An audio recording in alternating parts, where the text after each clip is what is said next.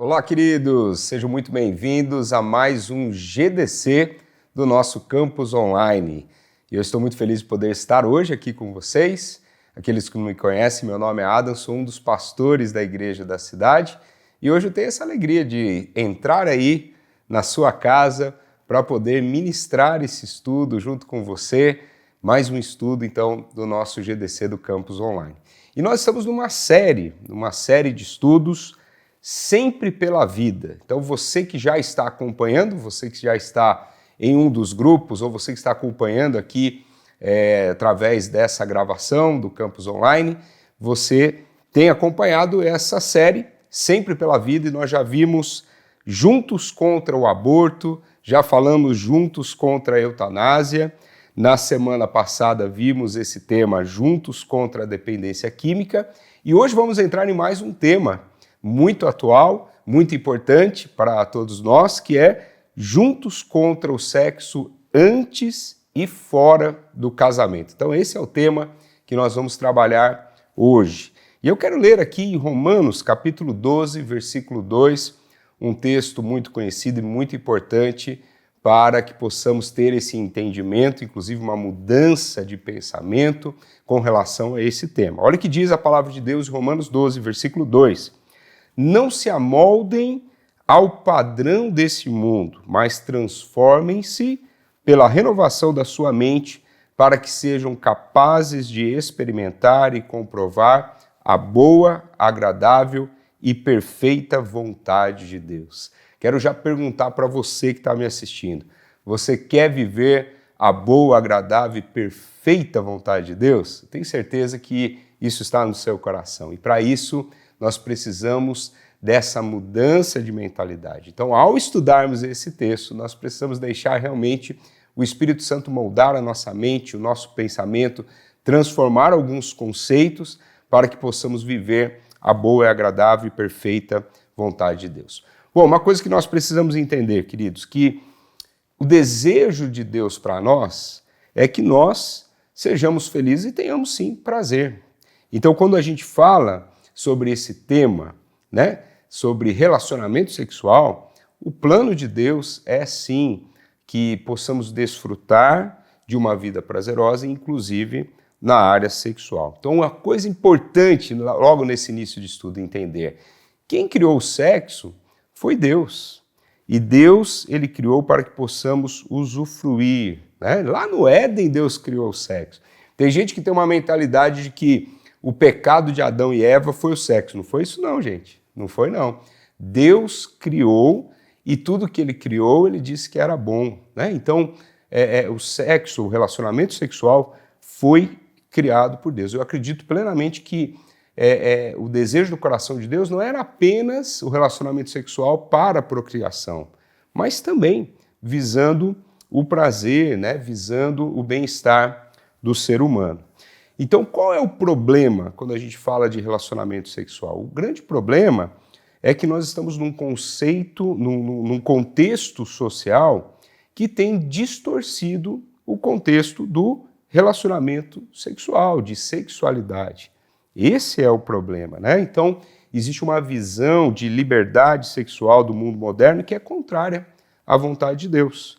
Então, quando se pensa dentro de um relacionamento sexual, numa visão distorcida, do tipo, vamos expressar os sentimentos e no expressar os sentimentos entrar numa relação sexual, né? Eu preciso testar antes de ir para um casamento, eu preciso saber como é que é antes de ir para o casamento. Tudo isso é uma visão hedonista, uma visão do mundo, né? Com relação ao relacionamento sexual. Nós precisamos então de uma mudança de mente. Precisamos dessa metanoia, o texto que nós acabamos de ler, que nos fala dessa transformação através da renovação da nossa mente. Então, é possível sim vivermos esse plano de Deus, daquilo que Deus planeja para o relacionamento sexual. E através da graça e o poder do Espírito Santo, nós podemos exercer esse domínio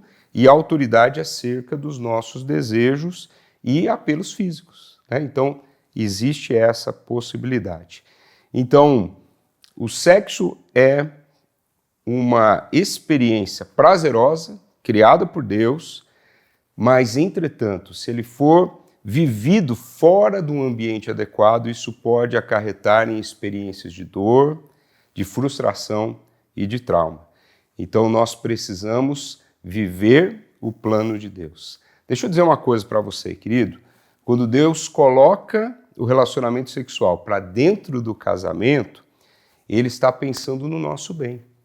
Então Deus, quando ele coloca um muro chamado casamento, esse muro não é uma prisão, esse muro não é para limitação, esse muro é de proteção para a nossa vida, pensando realmente no nosso bem-estar. Então é muito importante que você entenda esse princípio. Antes de nós continuarmos, é muito importante que você tenha esse entendimento. Então, em primeiro lugar, o sexo foi criado por Deus para o bem-estar do ser humano, só que Deus colocou o sexo para dentro do casamento. O sexo não é para antes do casamento, nem extraconjugal, nem fora do casamento, mas ele é para ser vivido de uma forma prazerosa dentro do casamento. Então nós vamos ver agora alguns princípios, né? No estudo de hoje nós vamos ver 4 passos para nos mantermos sexualmente puros. Então, 4 princípios para você anotar aí. Então, o primeiro princípio,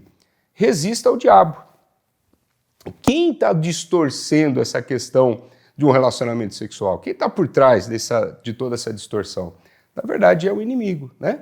Então, nós precisamos do primeiro passo, resistir ao diabo. Tiago 4, versículo 7 diz assim: portanto, submetam-se a Deus, resistam ao diabo e ele fugirá de vocês. Então, viver em submissão a Deus é uma chave poderosa para você vencer nessa área. É possível, sim, resistir ao diabo se submetendo à vontade de Deus. O pastor Carlito, ele fala algo muito interessante. Ele diz assim, ó, se você estiver numa ligação com Deus, quando o inimigo tentar falar com você, vai dar ocupado. É isso aí. Temos que estar ligados em Deus, né? Em submissão a Deus, e aí é possível resistir ao diabo. Então entenda isso, gente. Santidade é questão de guerra espiritual, envolve isso, né? A nossa santidade. Olha o que diz a palavra de Deus: santo, santo, santo é o Senhor dos exércitos, a terra inteira está cheia da sua glória. Então o nosso Deus é santo e ele chama você para viver uma vida de santidade. Segundo princípio para você viver, né, essa pureza no que diz respeito ao relacionamento sexual, essa área sexual. Segundo princípio, fuja da imoralidade sexual. Olha que interessante. Com relação ao diabo, a gente precisa resistir, né? Enfrentar, se opor. Agora, com relação à imoralidade sexual, o conselho da palavra de Deus é: fuja da imoralidade sexual. 1 Coríntios, capítulo 6, versículo 18 e 19, fala exatamente isso. Olha o que diz esse texto. O apóstolo Paulo, inspirado pelo Espírito Santo, ele fala assim: fujam da imoralidade sexual. Todos os outros pecados que alguém comete fora do corpo os comete. Mas quem peca sexualmente, peca contra o seu próprio corpo. Acaso não sabe que o corpo de vocês é santuário do Espírito Santo que habita em vocês, que lhes foi dado por Deus e que vocês não são de si mesmos? Olha que conselho precioso da palavra de Deus. Fugir da imoralidade sexual. Às vezes a gente pensa assim que somos fortes, né? Não, eu já estou vivendo uma vida de santidade, eu já tenho o Espírito Santo e eu... Não, você precisa fugir da imoralidade. A gente resiste ao diabo, mas a gente foge do pecado, foge da imoralidade. Então identifique aí o que pode ser um gatilho para você nessa área. Mudar hábitos, mudar, por exemplo, o que você assiste, mudar aquilo que você está sendo exposto. Isso é uma forma de você fugir da imoralidade. Fazer o exemplo de José. Lembra de José, do Egito? O que acontece? Quando ele se deparou com uma situação que poderia levá-lo a pecar, ele fugiu. E é isso que nós precisamos fazer. O pastor Carlito Paz, ele diz, ninguém cai porque pensa que é fraco. Geralmente uma pessoa cai porque pensa que é forte, quando você quer enfrentar as coisas, né? Então, fuja da imoralidade sexual. Terceiro princípio, busque a ajuda de Deus. 1 Coríntios 10, 13 diz assim, não sobreveio a vocês tentação que não fosse comum aos homens, e Deus é fiel. Ele não permitirá que vocês sejam tentados além do que possam suportar. Mas quando forem tentados, ele providenciará um escape para que o possam suportar. Nós precisamos, em nossas batalhas, buscar esse escape em Deus, pedir ajuda para Deus. Olha só, pensa aí um pouquinho na vida de Davi. Olha só, ele enfrentou um gigante e venceu o gigante, derrubou o gigante porque ele dependeu de Deus, porque ele buscou ajuda em Deus. Agora, ele perdeu para si mesmo quando ele não buscou ajuda em Deus e acabou caindo com Betseba. Então, nós precisamos, existe uma promessa que em Deus nós podemos ter esse escape. Então, busque ajuda em Deus. E o último princípio para você, além de buscar ajuda de Deus, você deve também buscar ajuda de pessoas de Deus. Pessoas que você tem essa confiança, que estão seguindo a Jesus, pessoas de Deus que possam também te ajudar. Tiago 5,16 nos fala isso. Portanto, confesse os seus pecados uns aos outros e orem uns pelos outros para que sejam curados. A oração de um justo é poderosa e eficaz. Então, a confissão tem um poder extraordinário. Então, quando nós falamos com Deus, nós somos perdoados. Quando nós falamos com alguém, abrimos o nosso coração com alguém, nós estamos recebendo cura. Então, nessa área, você pode conversar com alguém. E, aliás, você pode se mover de forma antecipada. Deixa eu dizer uma coisa para você, querido. Se você cometer um pecado, Jesus, a palavra de Deus nos fala que Jesus ele é fiel e justo para nos perdoar de todo pecado. Você pode, sim, receber dessa graça do perdão sobre a sua vida. Mas que tal você se antecipar? Né? Ao invés de você confessar o pecado, que tal você confessar tentação? Porque é um princípio que nós entendemos. Quem confessa tentação não precisa confessar pecado. Se você tiver alguém te ajudando, você abrindo o coração, isso vai ser algo que vai te ajudar na sua jornada e vencer nessa área. Amém? Então, para fechar aqui, né, para concluir esse estudo, nós vemos um texto que Jesus, ali em João capítulo 4, 18 a 21, Jesus tem um encontro com aquela mulher samaritana e ela estava ali naquele poço e Jesus, ele diz, né, fala sobre algo que ela estava vivendo. Na verdade, ela estava vivendo uma distorção nessa área, na vida sexual. Mas Jesus, ele foi até aquela pessoa, houve um encontro e aquela vida foi transformada. Então você também. Hoje eu acredito que é um dia de encontro. Hoje é um dia que Jesus te chama para esse encontro. Talvez esteja tem alguma área da sua vida que você está vivendo numa distorção do que é o plano original de Deus.